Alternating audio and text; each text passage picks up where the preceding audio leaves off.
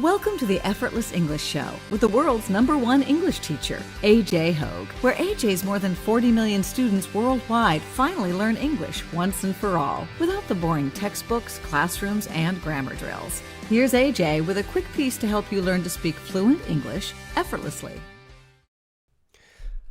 I'm AJ Hogue, the author of Effortless English. Learn to speak English like a native. Father of the Effortless English system, I train you to speak English fluently. You speak English confidently. You speak English effortlessly.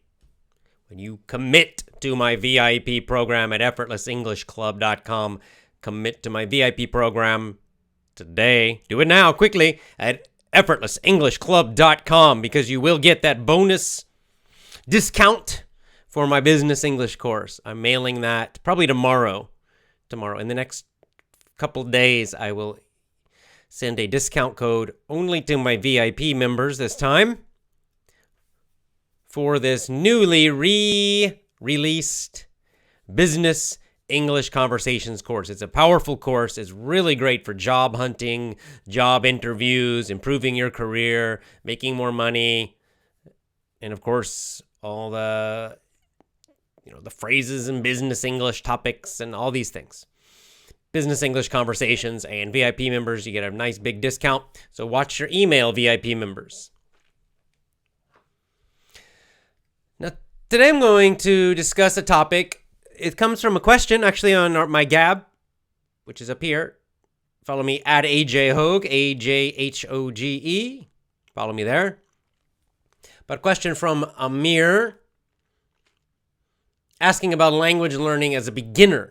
Right, because Effortless English, I think all of you know, or you should know, that I focus on intermediate level learners. So I am not teaching people who know zero English. Right? I'm teaching adults who have some English. Typically, they have some English. They've tried to learn a little independently.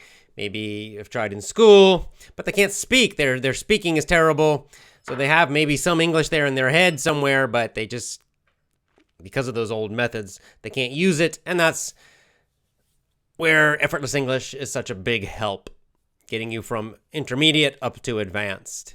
But sometimes people, especially I know some of you have friends or family members who are low beginners. Maybe they basically have no English, or they took English in school many, many, many years ago, and basically they have none now. And they ask you for advice sometimes because you're using Effortless English, your English is so much better. They see that you can speak, that you understand, that you are improving. You're doing very well with Effortless English. So it is natural that people will ask you advice. They see your success and they want advice. What can I do? And the only problem is that some of you, you're not sure what to tell them, because some of them are very, very, very, very low level, right? They're basically low beginners, or starting from zero. And so you think, well, even Power English, even the original course may be too difficult for them. So today I'm going to talk about that exact topic. Now, I will be talking about independent learners. So basically adults, maybe teenagers. But today, I'm not talking about teaching little children, because it's obviously much different, right?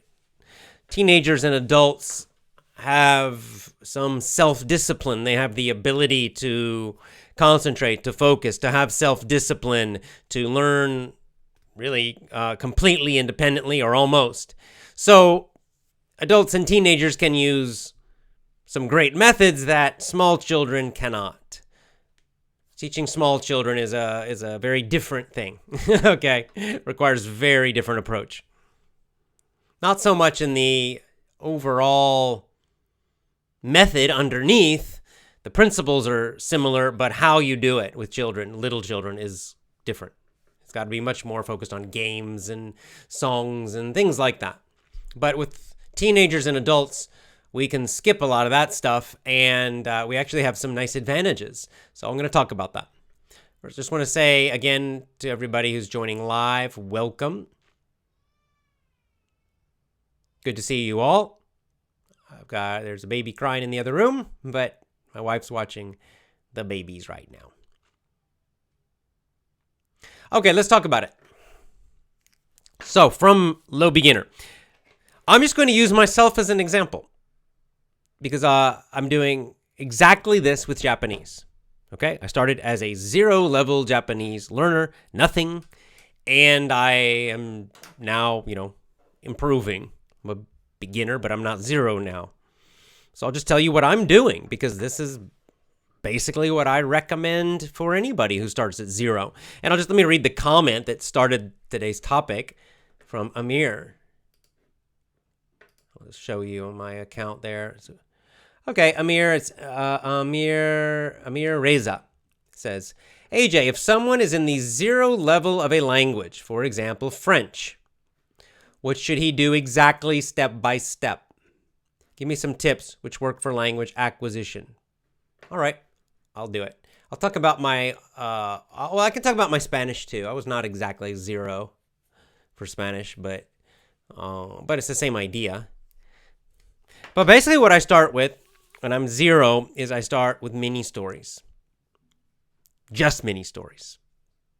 Just mini stories, okay? I want simple mini stories that use the most common vocabulary and the most common grammar structures. And they should be, very repetitive. So there's a huge amount of repetition of both the grammar and that high frequency, most common vocabulary. What I did with Japanese, I first started with my wife's lessons. It's learnrealjapanese.com. She has some, they're very, very, very, very simple and easy and slow. They are designed for 0-level learners. Like nothing at all, nothing. And maybe you're even afraid of Japanese a little bit.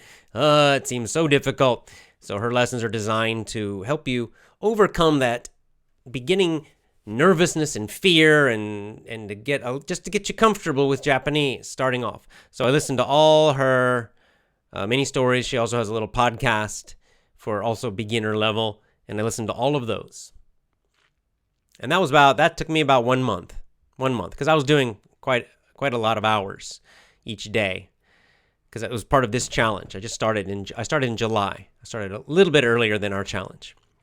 Okay, so then from there, after those became really easy. So then the next thing I did is I got on Link, Steve Kaufman's site, lingq.com, Link, and they have a set, I mentioned yesterday, they have a set of 60 mini stories. They're more difficult. They're definitely more difficult. I would say they're probably more like high beginner, let's say. Because when I see them in Spanish, they seem easy. In Japanese, they seem difficult. So they're probably actually high beginner. They feel more difficult to me, but that's probably what they really are. But definitely more difficult, right? And they're stories about just everyday life. My wife's stories are kind of crazy, funny stories about different animals and things, which are easy to remember. And then the Link ones, are more about everyday life. But you get a good lot of everyday vocab from everyday life. And so what I did is, I like to just jump in. And as I was saying yesterday, even as a beginner, like I didn't understand. I didn't worry about understanding everything. So I really like learning with my ears. And that's one of our rules for Effortless English, one of the 7 rules. And I always start with my ears. Some people like to, have a textbook and they start by reading the text and they want to look at each vocab word first and try to memorize all the vocabulary and then later listen. But I don't like doing that. I like to just listen first. And even when I don't understand anything. So with these mini stories, especially the Link ones, which are more difficult, I would listen to, let's say the first one, it's about a guy in the morning, he makes breakfast and he drives to work and he works at a restaurant and he cooks for customers and he talks to customers from many different countries. Well, when I first listened to it, I understood almost 0. Probably, I don't know. Maybe I understood a couple of words, but that's all. So basically, could not understand at all. And it seemed very, very, very fast to me. It was hard to even to hear words, right? Just to hear what were the sounds. So this is what I like to do. First is just get used to the sounds and just listen to hear the sounds and try to identify the words. Even if I don't know the meaning of the words, just hear the words clearly, hear the spaces between the words, right? Identify, that's a word, that's a word, that's a word. That's probably a sentence because the pause is longer, and then just get used to it, get comfortable with it, get comfortable with the sound, with the rhythm, and with the speed. So I listened to the mini stories, I don't know, probably 10 or 15. I just put it on auto repeat, the one, and I listened to it maybe 15 to 20 times without understanding. And I even tried to do some blind shadowing, like I said, where I would, after maybe 10 times, I'm starting to hear words more. Then I tried to shadow. So I would listen and I would try to speak with the audio, saying exactly what the audio was saying. Now, of course, really, I couldn't do it. I mean, I was not really. I was going, blah, blah, blah, blah, blah, blah, right? Maybe I could say 10% of the words. I didn't know the meaning. Maybe I could kind of say, and of course, the pronunciation's horrible. So why was I doing it? It was not for speaking. I'm not doing that to practice speaking. I'm not doing that to practice pronunciation. The reason I do it is that for me, I find that by trying to shadow, it makes me listen better. It makes me concentrate even better on the audio because I'm trying to hear it very clearly so I can say the same thing.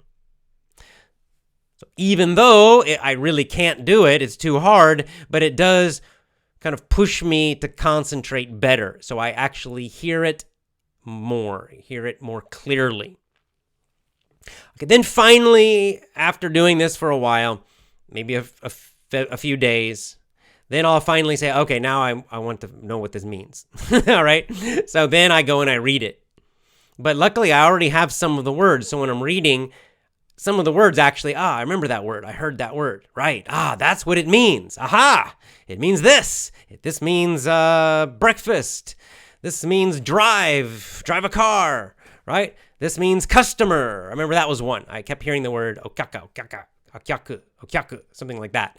And I was like, well, what is that? What is that? And then finally I looked at, it means customer. So I started doing that and I read it and I got the meaning of the whole story and then some of the words. And then I go back and then listen again more and more and more to that story. Now I actually know, I know the whole general meaning of the story and I know some of the words. And when I hear words I don't know yet, I can guess them better because I have a general idea of the meaning now. And so I'll do that. And then little by little, I just understand a little more, a little more, a little more. When I finally get totally sick of the first one, I'm still not perfect with the first one, but when I start really like, enough of this one, then I'll go to the next one and I repeat that same process again. And then I go back and listen to the first one also sometimes.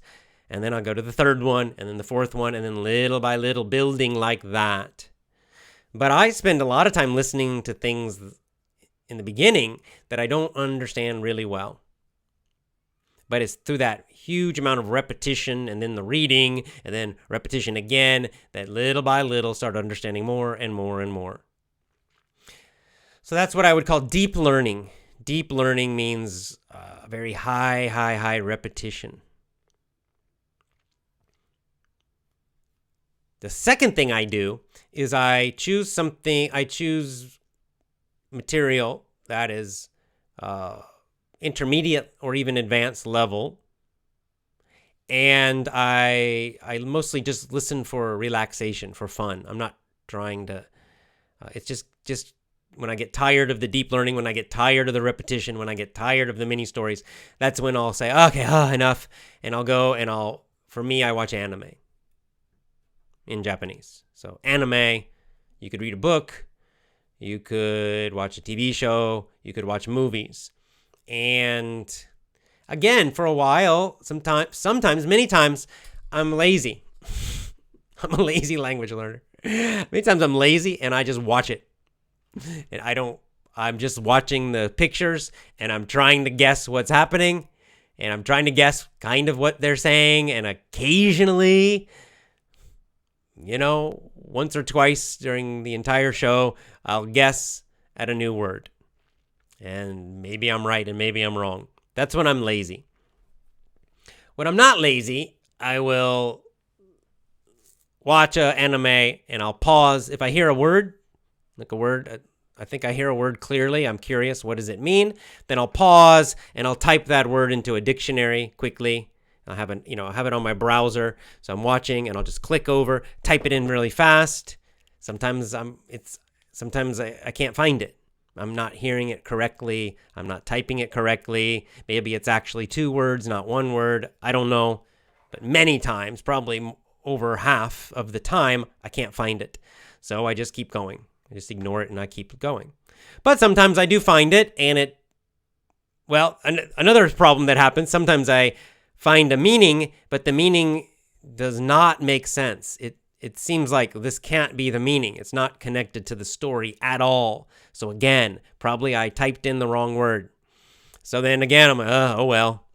But sometimes I'm lucky and I type it in and boom, something pops up and it fits the story. I don't try to memorize it.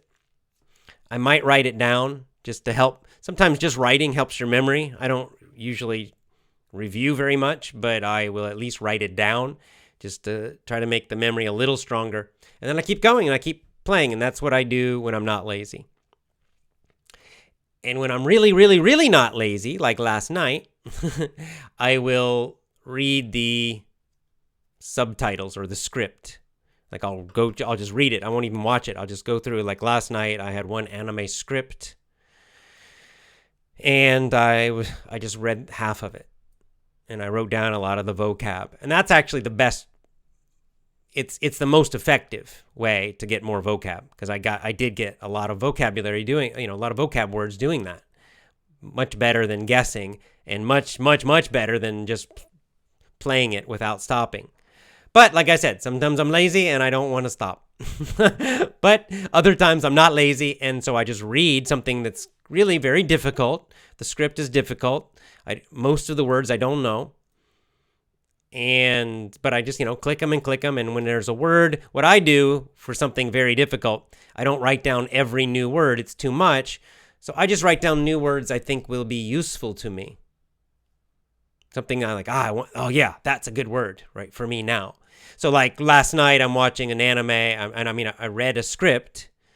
I read half of a script, and it's about crime and stuff. And so I wrote down some of those words because I thought, this might be useful, because in this anime they use these words all the time. Every show is about some crime, the mystery. It's a detective. But then the other ones, like kitchen, there's the word for kitchen was in the script. So, I wrote that one down. That's really useful. I might use that, in my everyday life. So I just write it down. Again, I'm not trying to force myself to memorize it. I just write it down to help just, make the memory more likely. So that's it. And so then I did that last night. And then what do I do today? Today I walked around with my babies, and I'm, again, just listening to the mini stories. A lot of what I do is when I'm just listening, when I'm walking around, when I'm busy doing things, that's when I do the high repetition, the deep learning. Playing those same mini stories again and again and again. And I have a few other audios that I play again and again and again and again. Super high repetition. But I feel, at least for me, as a beginner, that at the beginner levels, I need a huge amount of repetition. Huge amount of repetition. Beginner to low intermediate, I need a lot of repetition. Now, as you get to higher levels, like you guys, with English, with me getting there with Spanish, then it changes a little bit. You need a little less repetition. You can do more of the wide, reading and listening and things like that. But still, I feel just those mini stories, for me, they're gold. I love them. I did the same thing in Spanish when I was a beginner in Spanish, independent learner. I used unlimited Spanish. Oscar, I'll interview him I'm supposed to interview him this week. He didn't email me back. We'll see. But anyway, I used his mini stories. Same thing. Huge repetition. I just played those mini stories again and again and again and again and again and again. A huge, huge, huge repetition for the most common stuff. That's what those mini stories are so good for. So that's what I would do. So as beginners, if you're giving advice to somebody, that's what I would tell them. I would tell them they could get my original course. And that's really it. They just get the original course, and they could only do the mini stories. They could say there's also like main lessons, there's commentary, but that's all more difficult for a total beginner. They can just wait. They can save that for later. They could come back when they're better and do that at a later time. So as a beginner, only do the mini stories. And just tell them what I just said. First, they just listen to pick the first mini story from lesson 1, listen to it, which is Day of the Dead. It's actually very slow. And they could first just listen to it and tell them, relax. If you don't understand everything, it doesn't matter. Just let them get used to the sound, try to hear the words, even if they don't understand, and do that 5 times, 8 times, 10 times, or more. More is better. Then after that, read it. Read the text. Use an online quick dictionary, an e-dictionary for words. Don't try to memorize every single new word. As a beginner, it's too much. Just, kind of the key, big, important words you think. Then listen again, more repetition. Then go back, read it again, learn a few more new words. Then listen, repetition. Then read it again. That's what you do. And then finally, on to lesson 2. Repeat everything again. And so this is the fastest way as a beginner to jump up to, like a high beginner or even low intermediate level. You just jump in. You don't start with a textbook, lesson 1. Hi, how are you? I'm fine. And you? Right? That's so slow. It's so boring. It's horrible. Just jump into a full mini story. Right at the beginning. Don't waste time with that baby stuff. Forget the baby stuff. Jump in. Some of you, Amir's learning French. Some of you are learning other languages. Check out Link. They have 60 mini stories in lots of languages. They have them in Spanish, French. I don't know. Probably. I think they've got them in Russian, Turkish, Arabic, probably Portuguese, German. I don't know. Italian, right? So check them out. Or if you're learning Spanish, unlimitedspanish.com, Oscar, who I will interview soon, right? And there are a few other people out there that have these mini stories. There's a guy who does them in Polish, if you're trying to learn Polish. And I'm trying to think of other languages. But anyway, you get the idea. That's what I would say for total beginners. For Japanese, you could do my wife's really easy total beginners, and then you could do the Link ones after that. LearnRealJapanese.com and then Link.com. So there you go. That's my recommendation from 0. So this is just something you can tell people if they ask your advice, if they are beginners. Okay, let's go to your questions and comments. Abra is giving a thumbs up on both courses. Says, your original course is a masterpiece. Empower English as well. There's nothing better. I have tested all possible methods. You are the best, AJ. Thank you, Abra. Thank you very much. All right, let me go back and see if I can boo-ba-doo-ba-doo. Let's see.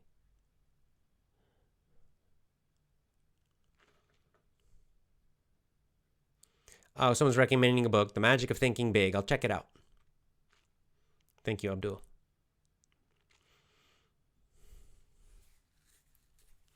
All right.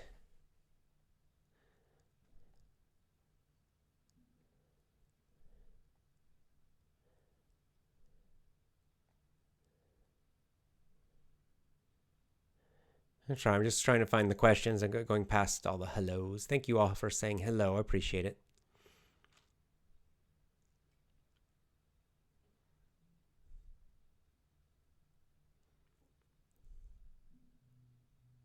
Oh, Ruben. Oh, Ruben. Hey, good to see you, man. That's great. Good to see you. Ruben is, wow, he's a long time Effortless English member, VIP member. He did my teacher training, has a school, an English school, teaches English in Brazil, but using Effortless English methods. So all around fantastic. Good to see you. So great to see you. Just passing by to say you changed my career. I'll be forever your ambassador here in Brazil. And you all are here live. Listen to him and follow his advice. Thanks, AJ. Ruben, so nice to see you. Great to see your pic. You're looking very good. You're looking good. I hope all is going well for you in Brazil. Good luck to you. And I still hope to meet you someday, in person, face to face. I'll visit Brazil someday.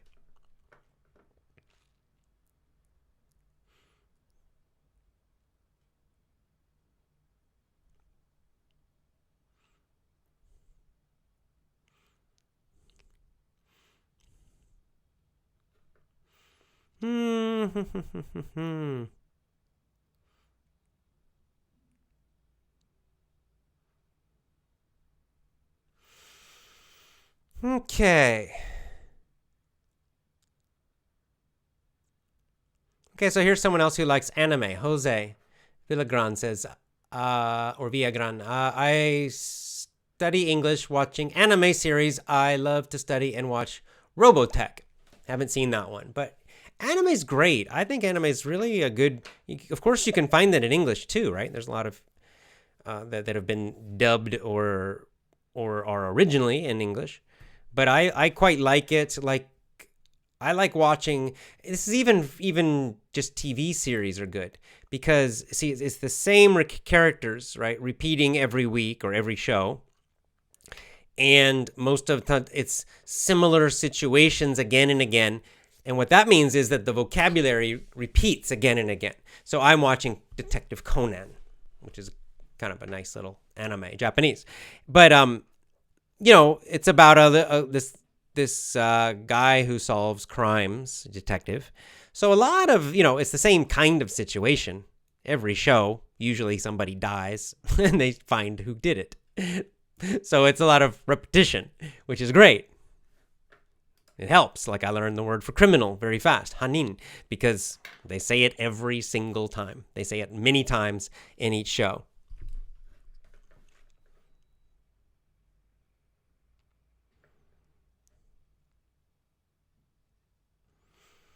Okay, Milena asking about, Milena from Sicily, hello again. I want to do your course in order to improve my English. How can I do? What's the best course for me? I understand everything, but I'm not so fluent. Maybe start with Power English, I would say. And then VIP or pronunciation.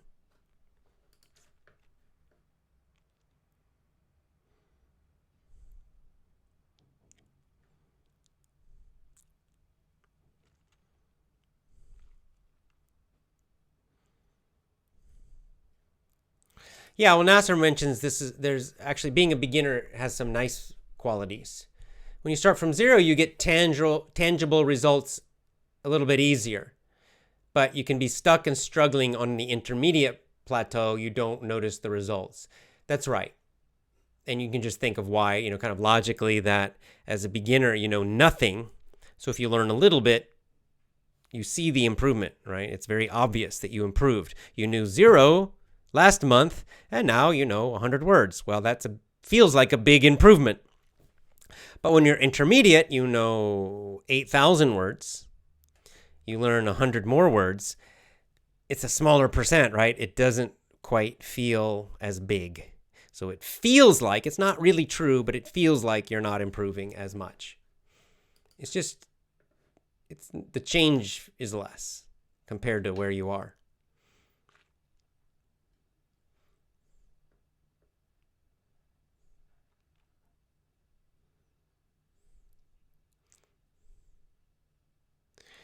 Okay, Sriracha says, your suggestion, can you use it with children or adults? I would say this suggestion would be good for motivated teenagers and for adults. For small children, no.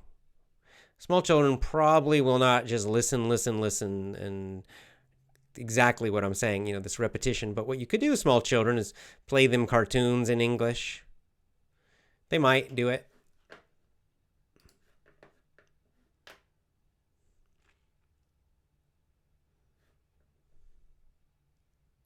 Oh, yeah, thank you. Andrea is following up on my mentioning the Hungarian linguist. Her name was Lom Kato.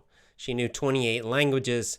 She's the one that had that formula that I heard of her from Steve Kaufman, but about the, motivation plus time equals success in language, divided by your stress or inhibition. Thank you.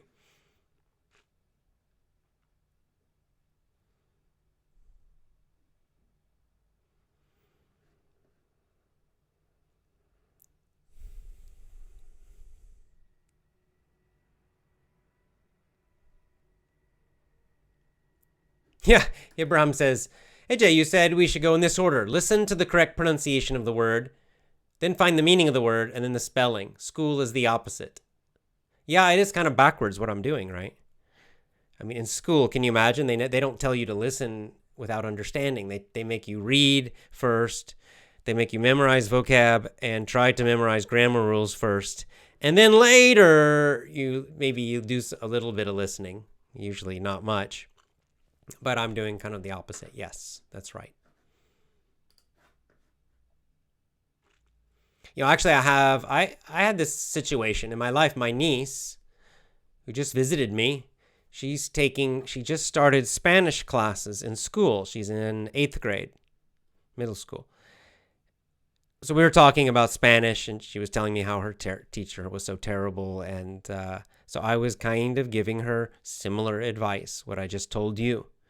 I was telling her, you're not going to learn Spanish in your class, but you can learn it outside of your class.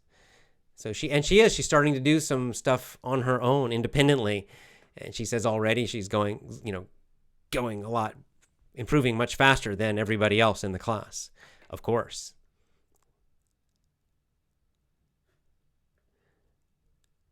Oh, no. Okay, here's a nice kind of Habibe says, should we learn all family of one vocab? I mean, the noun, the adjective, and the adverb of one word.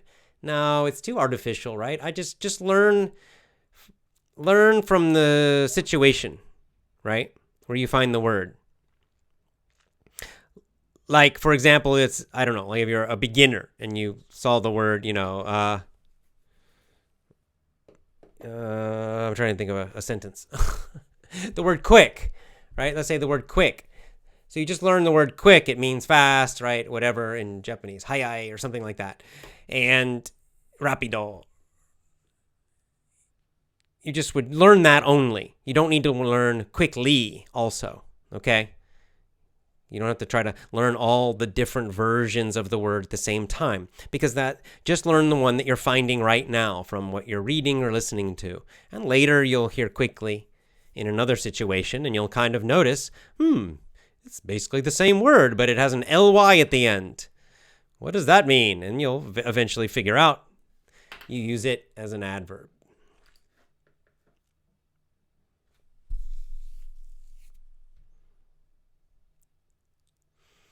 Another question about Spanish. Where did you learn Spanish? Unlimitedspanish.com is what I recommend. Unlimitedspanish.com, all together. I'm going to interview his name is Oscar Payus, the teacher, who made this website and the courses, the mini stories in Spanish. I'm supposed to interview him tomorrow, but we're having a little miscommunication with email, It might be next week, but I'm interviewing him very soon. We're already talking. He agreed. I have known Oscar for a long time. So I'll be talking to him. So you'll learn a lot more about his Spanish lessons. He's really good. His lessons are very good. He's got a very nice, very clear pronunciation in Spanish. Very clear. Yes, Sarah, I'm with you. Sarah says, I don't like memorizing. That's why I like your methods for learning. I don't either. I hate it. I find it boring. It's probably because of all the years of school, memorizing lots of stuff and then forgetting, right? Memorizing for tests, then forgetting. And to me, I really just hate it. And I would just rather learn a word and forget it, and then learn it again, and then forget it again, and then learn it again, and finally remember. That, to me, is more enjoyable and more natural than learn a word the first time and then try to memorize, right? And try to get it the first time and still probably forget. And then it's no fun. It's too much stress. Hey, Cardo, good to see you. It's been a while. I was thinking of you recently. I was thinking, I haven't seen Cardo on the stream recently, and there you are. Yeah, Maxim, I agree with you. There's some disagreement about this, but Maxim says, hi, AJ from Belarus. Good to see you again. On my opinion, Pimsleur is good for totally zero.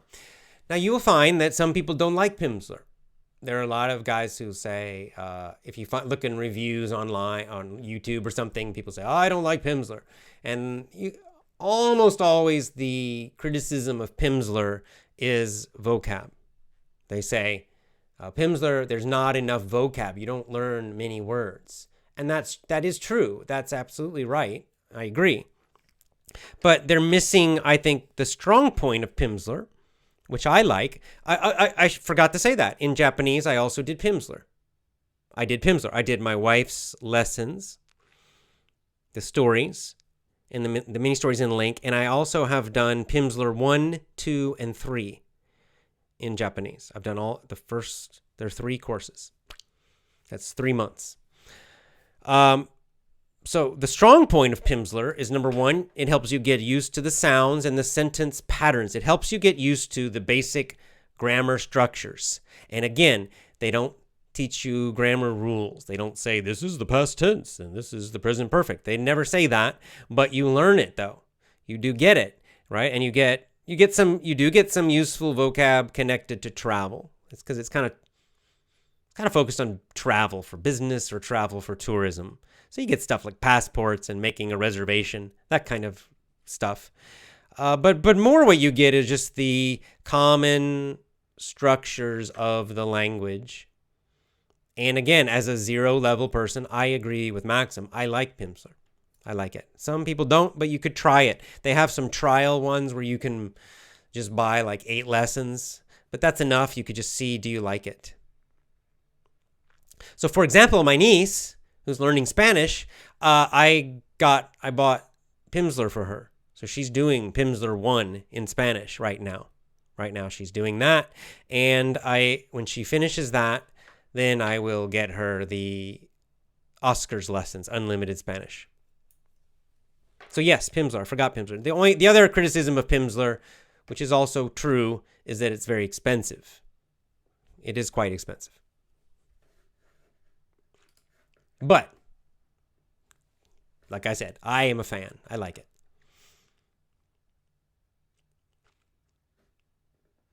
Yeah, like Alexi says, the ability of listening as a whole is very important in our life. We should develop this skill via self-education. We kind of get 2 birds with 1 stone. We acquire a language and get better listening skills. Yeah, that's a good point. It is.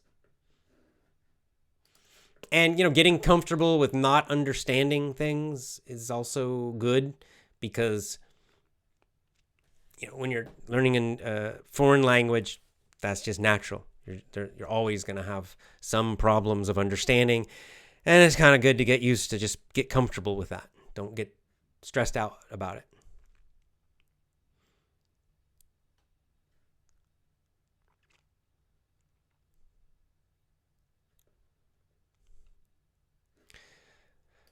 Someone asked about BJJ. Can you give me BJJ training schedule? my training schedule or an ideal training schedule, I'm only a white belt. And I've been gone from jiu-jitsu for a year, right? Maybe longer. Yeah, so I haven't been doing it because of a lot of things happening before my babies, and then now since the babies came. So I'm not a good person to ask about that. You should ask a black belt.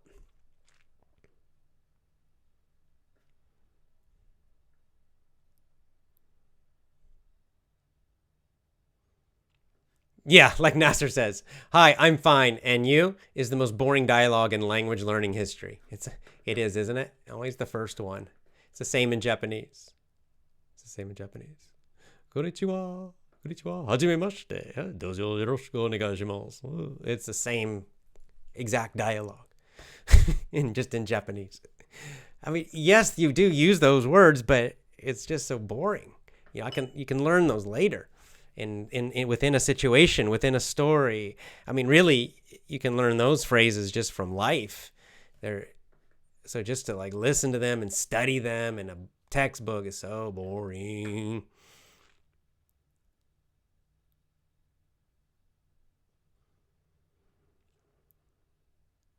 Okay, Emmanuel. Now we're talking about the reading. So remember, we got the deep learning and then the wide learning, which might be more difficult. Got a question. When reading a new book, do we need to read something slightly difficult? Sometimes it might be intimidating when not grasping everything. I follow what Dr. Stephen Krashen recommends. It's called free voluntary reading. Free and voluntary. Voluntary means you choose. Free, again, means you choose. It's kind of similar. So what this means is it doesn't matter. It's whatever you want to do. And it can just be your mood. So, for example, 2 days ago, I thought, I don't know why, I was in the mood. I was trying to read a little Spanish, and I thought, I want to try Don Quixote, Cervantes. I have it. So I thought, I want to try it. I don't know why, I just want to try it. Of course, that's going to be difficult. And it was.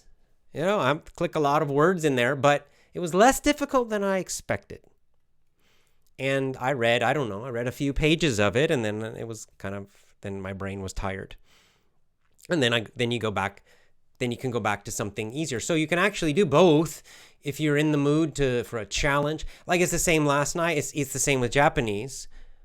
So last night, I don't know why, but I was just more motivated, good energy, and I wanted to read the script.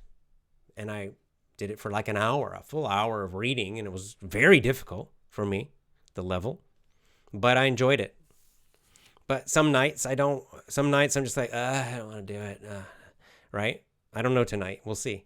But so I might sit down and think like, oh, I should read the script, but then it's just too, like you said, it's just too difficult, I'm too tired, I'm whatever, and then I'll just say, I'm not going to do that tonight, I'm not going to do it. And then I'll go listen to something easy instead. So I think the important thing is you're just always doing something in English. And when you're motivated and you're feeling good, do something more difficult. And if you get tired of that, then switch and do something easier. And you can just jump around like that. That's why when I get stressed about something too difficult, when I get tired of difficult, I go back to the mini stories.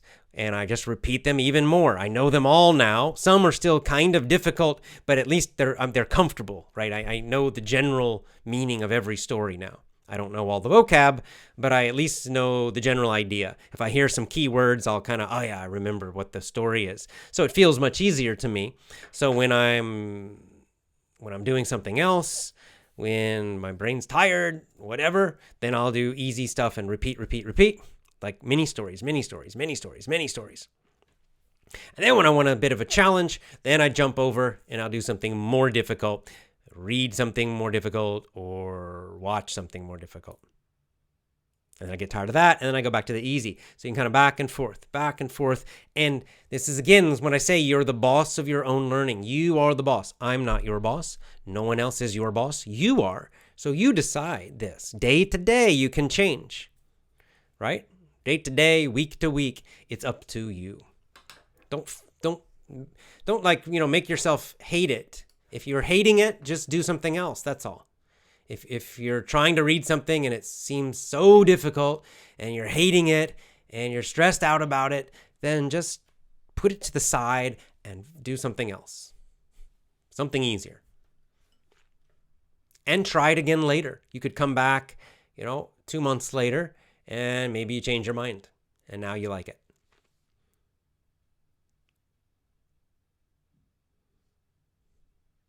Mingma says, learning language, you need passion and a comfortable environment. Yeah, that's true. It is also kind of a yin-yang there. I feel I got an experience from your teaching. I highly appreciate it. Listening, reading, speaking, writing is my prescription. Indeed. Yeah, you're right about that. That's also, sometimes you want comfort and sometimes you want that stimulation. Excellent. Paulika is going to learn Italian at the end of our challenge. We have one more month. It is October 30th. I haven't talked about the challenge because I'm kind of waiting until November. We have 1 month. End of November, the challenge ends. So we're going to make a big push next month. We have 4 weeks. So I will do some special shows next week about the challenge. And we're going to get all excited again because kind of October, my hours dropped. At the end of October, especially the last few weeks. I think a lot of you have that experience. So now we're going to, let's get our motivation back up, get our energy up, and finish with a big, strong November. So after that, he says, I'm going to learn Italian from scratch. I'll use your suggestions. Yeah, just jump on in, Paulika. Jump on in.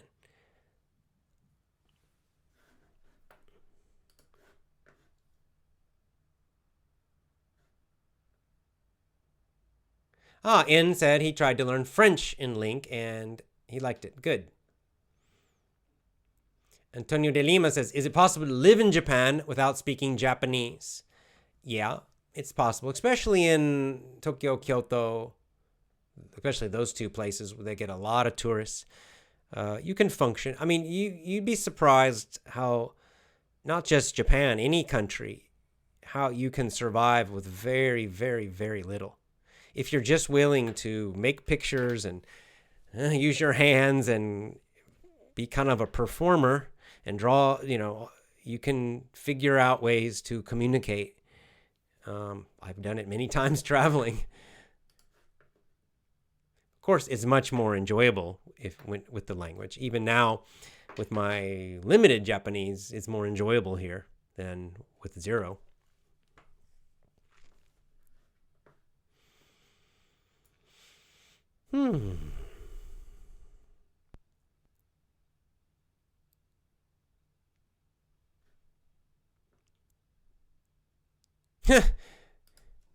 Kakper says, I learned a new word, deference, in English. It's a nice word.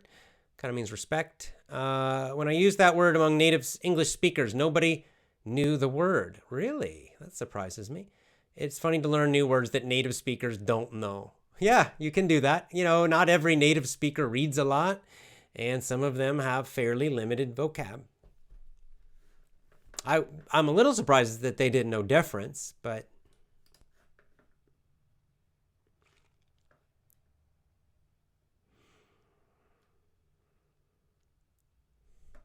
yeah, I'm going to jump down to the bottom again because you guys are typing so fast.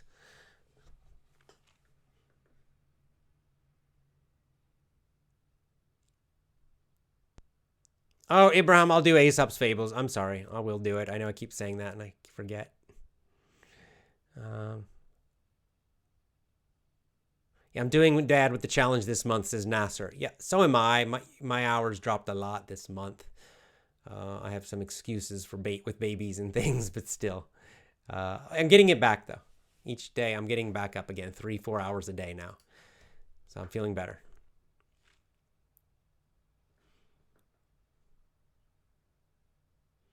Yeah, like Darby's saying, when I watch some TV series like Big Bang Theory, my brain just memorizes some of the vocab. Without even concentrating, I memorize them. Just enjoying the series, that's it. Right, Darby, because what Darby's saying exactly right. So it's another example. they're just going, these same characters in the same situation, they're going to repeat some of their favorite phrases, a lot of the same vocab every time, right? Every show, again and again and again and again. And eventually you memorize it without even trying because you're hearing it so many times. Like I said in my little example with my anime, Conan, like the word hanin means criminal, right? So I remember I started listening, watching it, and I'm hearing hanin, hanin, hanin. I'm like, what is that? I'm hearing it all the time. So I looked it up in the dictionary, hanin, criminal. Instantly I knew it. I never forgot it again because every single time I watch the show, they say that probably, 30 times or more, right? So that's just it's a simple example, but all these kind of shows. So like if you watch Friends and you just watch every episode of Friends, right? Or every one of The Big Bang Theory, or right, any of these kind of shows, or like your favorite anime, they will just repeat a lot of common things, and it's easy vocab.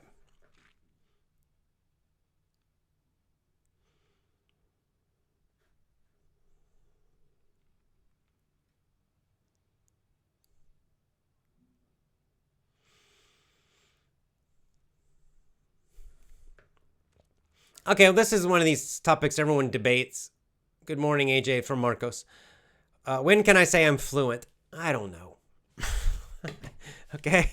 I don't know. Nobody agrees about this, okay?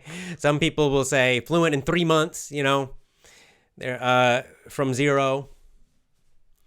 And what they mean when they say fluent is they can do very basic communication about very basic topics fairly well. Others will say fluency means almost like a native speaker, right? Like nearly perfect.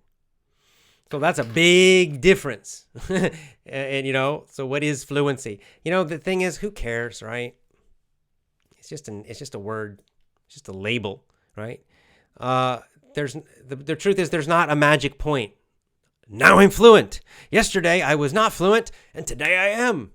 Right? So I think it's something just to, who cares? Don't worry about it. Just improve. Just communicate. Just get better. Constant improving. It doesn't matter. Right? Can you, what do you, I think the better question is make it personal. What do you want to do with the language, with English? What do you want to do? Do you want to travel?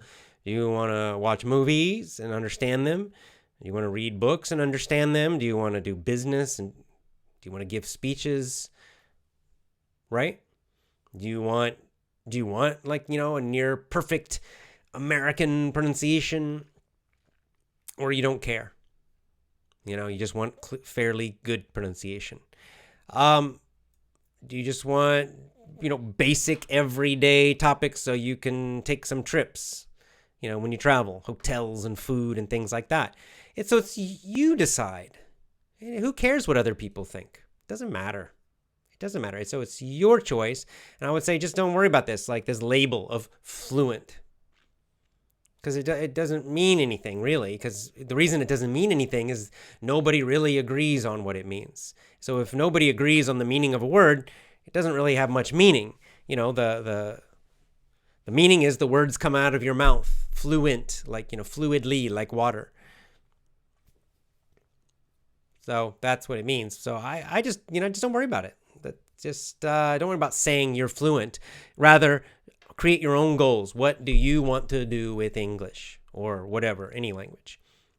Right? Like for me in Japanese, what do I want? What is fluent in Japanese? I don't know. I don't care. What do I want to do? I want to talk to family. That's really all I care about in Japanese, right? Because my wife's Japanese. So I have a niece and 2 nephews that I really love. I have my wife's family, her parents, her sisters, and their husbands, and that's what I want. I want to be able to talk to them about family things, about everyday life, and just have conversations and understand what they're saying. That's my goal. For me, that's what fluency will be. I don't care if I can talk about Buddhist philosophy with a Japanese monk. Okay? That's quite high level. I'm not interested. I don't care if I can read a newspaper. I'm really not too focused on reading. I'm very little bit kind of working on it a little, but it's certainly not very important to me. So that's for me. And other people have different ideas, right? That guy Matt that I interviewed, it was like the complete opposite. He wanted to be, for him, fluency means in Japanese almost like a native speaker. And that means he can talk about like very high level topics, very complicated, like grad school type topics, and read novels in Japanese. So that is much higher than what I'm trying to do, because I just don't care about that stuff. So again, there's not a right answer. There's not a wrong answer. It's up to you. And it's the same in English. Some people want that very high level of English, and many of you don't care about that. You want to have like just normal everyday conversations and meeting people and all of those social situations. And for you, that's plenty. That's enough. And that's also fine. So don't let anybody make you feel bad about that. It's totally fine. And thank you, Depeche, for the super chat. I appreciate it. $1.99. Thank you.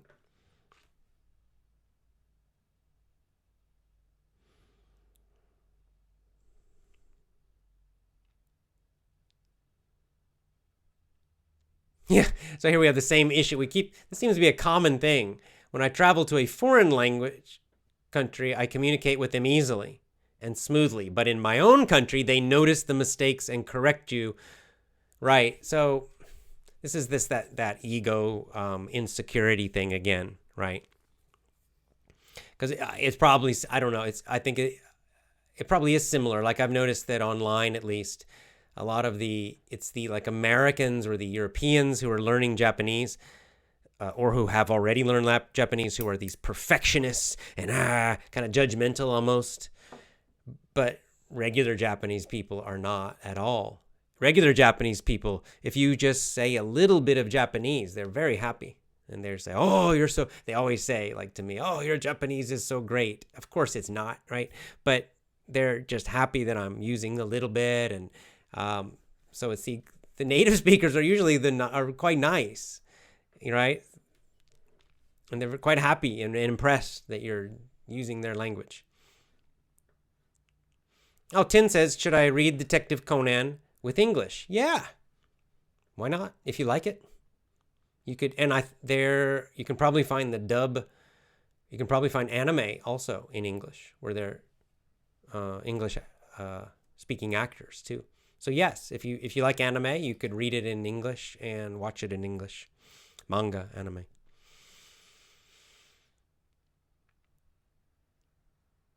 Yeah, Emmanuel says, so same thing. He likes watching Dragon Ball. I'm not sure if they're correctly translated. It doesn't really matter if it's correctly translated from Japanese. It's just the only thing that matters is that it's native English speakers and it makes sense in English, right? So if it's the bad translation, it's really not that important. We just have to be sure the English is correct.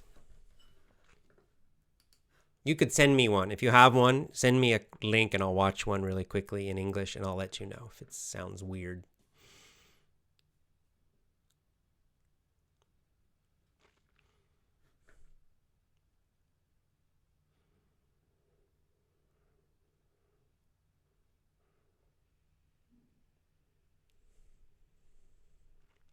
Okay, let's see.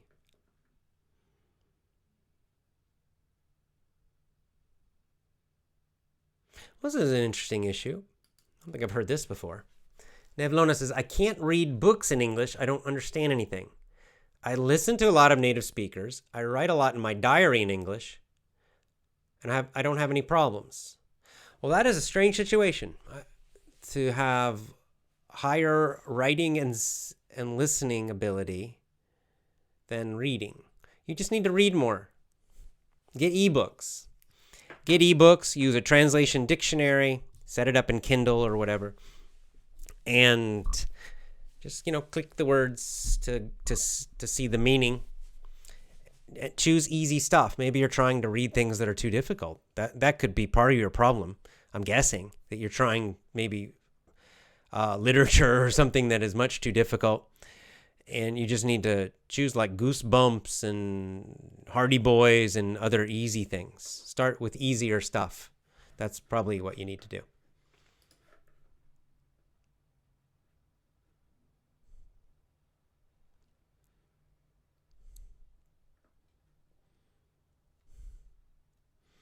Okay.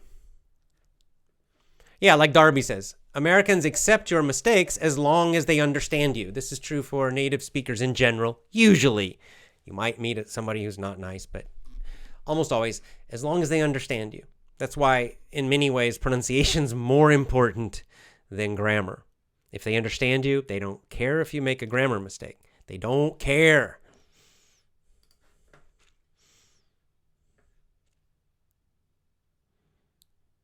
Oh, because Cupper's learning Spanish. Nice. Started learning Spanish from scratch 1 week ago. Great.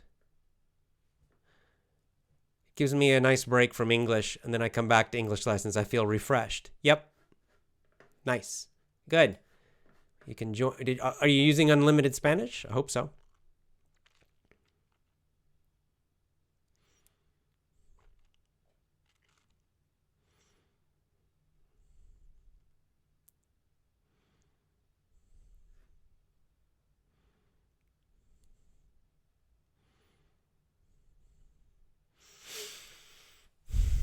Let's see. I didn't read any English books, says Avrojit. Can I start with Rich Dad, Poor Dad? Yeah. Yes, why not? Let's try it. It's a good book. VJ, I want to meet you. Well, come to Japan.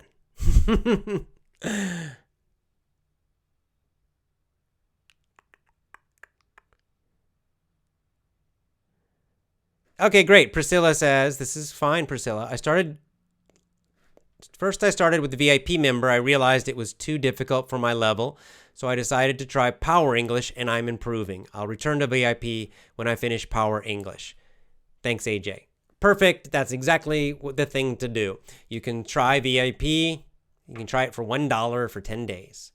It's kind of and then you see if it feels too difficult, do exactly what you did. Just cancel it and try Power English instead. And you can come back to VIP later. It's perfect.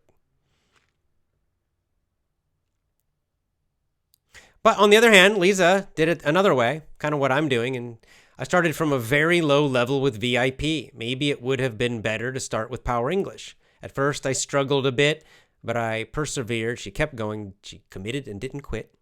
Now I understand everything very well. Right? So if you're comfortable with things being a little difficult, you can also just keep going.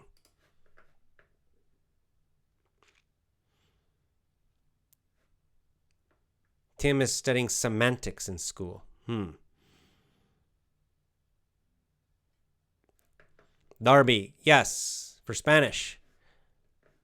Oscar Payos, unlimitedspanish.com. Unlimitedspanish.com. I should be an affiliate. He should.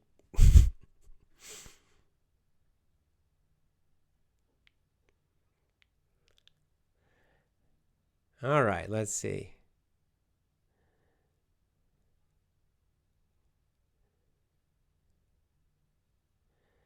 Couple more and, oh, yeah, almost time to go.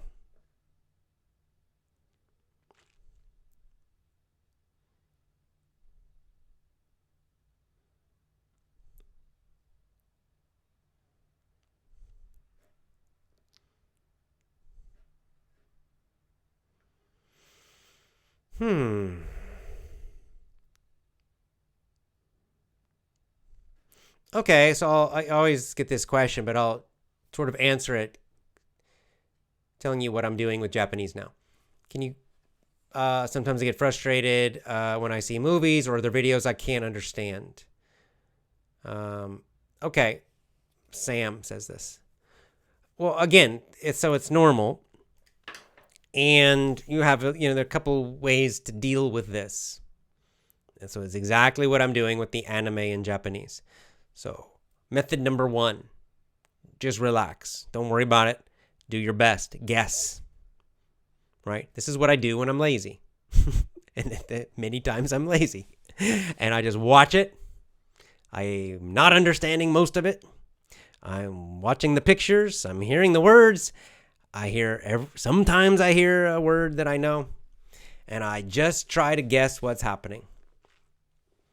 But mostly I just try to enjoy the story and enjoy the episode. And I don't worry about it. I'm not understanding most of it. So what? So that's method number 1. Just relax and guess. As I said, method number 2 is kind of in the middle, when I'm feeling a little lazy, but a little more motivated. Then, same thing. I'm playing it. I'm listening.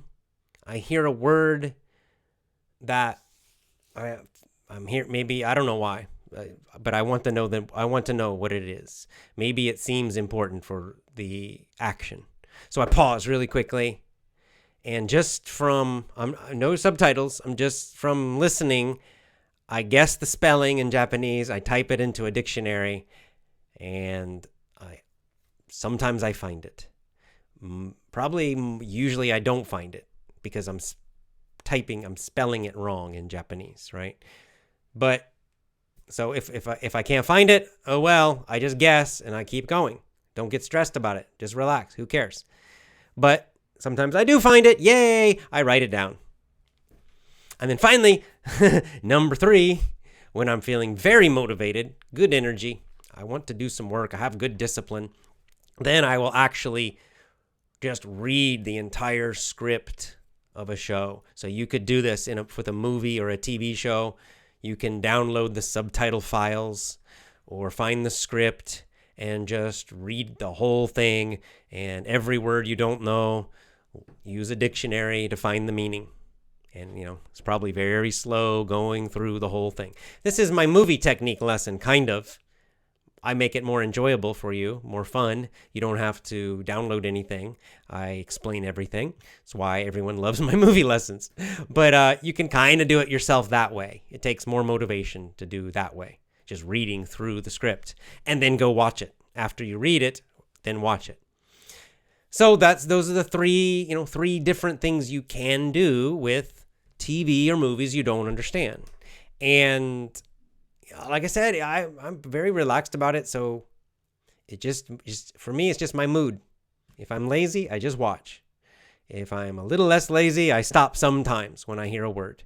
And if I'm quite motivated, I read the whole script and then I watch. So you can do all that same stuff you can do in English. And again, just depending on how you feel. The important thing is that when you are feeling lazy, I'm saying lazy, but maybe you're just tired, right? Maybe you're tired, whatever. When you're feeling that way, don't feel bad. Don't make yourself stressed about it. Okay? Just guess and enjoy as much as you can. You're still hearing English. You're getting the sounds of English, which will help your pronunciation in the future, okay? Which will help you hear individual words better. It's still something. It's still helpful. It's still better than zero English. It's better than nothing, right? Remember that formula we talked about, that any stress about English will reduce your learning, right? Will make your improvement slower. So you want to eliminate all the stress about English. You want to get rid of it. So if you're feeling stressed doing something, don't quit. Just change what you're doing. Just do it differently or do something else, right? So if you're watching a movie in English and you're getting stressed, you have to ask yourself, why am I stressed? Why am I stressed? I'm watching a TV show. I'm watching a movie in English. Why am I getting upset? Right? Probably, I'm not understanding everything. You just got to relax, okay? It's all right. Just guess and keep going and try to enjoy, or use a dictionary sometimes when you hear something, or use the English subtitles, or read the whole script. Just depending how you feel. And I think you'll overall, your long-term improvement will be much better. The results you get will be better long-term by just enjoying it and not getting so stressed about this. There'll always be problems understanding things sometimes. So just don't worry about it. Okay, guys. Lots of love to you. Got to go take care of babies as usual. As I said, I'm supposed to interview Oscar tomorrow, but he never emailed me back. I'll check my email. Nope. Spam? Did he spam? Gonna go into spam? Don't see it in here. I don't know what happened with Oscar, but we'll see. Maybe I'm interviewing him tomorrow about mini stories about Spanish and English learning both. But if not, I will interview him soon. Okay? Well, that's all for now. Lots of love to you. Thank you, as always, our great live audience, our great live viewers. I appreciate all your comments and questions, and I'll see you tomorrow.